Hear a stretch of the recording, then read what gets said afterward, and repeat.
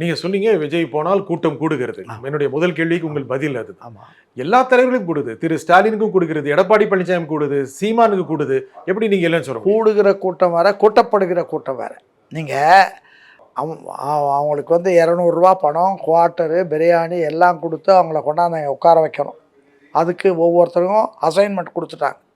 Assignment கொடுத்தவங்களே என்கிட்ட வந்து சொல்கிறான், ஐயா எனக்கு 40 பேரை அழைச்சிட்டு போகணும், அவங்களுக்கு எல்லாம் கொடுத்துட்டாங்க, எனக்கும் கொடுத்துட்டாங்க, நான் அழைச்சிட்டு போகணும் அப்படின்னு வந்து என்கிட்ட டைம் ஆகிடுச்சு. என் கூடயே நிற்கிறவனை அதை சொல்லிட்டே போகிறான். அதனால் அவங்க அசைன்மெண்ட் கொடுத்து அதை கரெக்டாக எங்கள் யார்கிட்ட எவ்வளோ கொடுக்கணும், எப்படி கொடுத்து எப்படி காலை கொண்டாந்து சேர்க்குற கூட்டம் வேறு, வர்ற கூட்டம் வேறு. இப்போ திமுகவில் ஆரம்ப காலத்தில் பார்த்திங்கன்னா, அண்ணா இருந்த காலத்தில் கட்சியில் பணம் இல்லை. உடனே என்ன பண்ணுவாங்கன்னா, உடனே ஒரு சிறப்பு கூட்டம்னு போடுவோம். டிக்கெட் 5 ரூபா 10 ரூபா. அதை கொடுத்துட்டு கூட்டத்தில் பேச்சை கேட்கறதுக்கு வருவாங்க.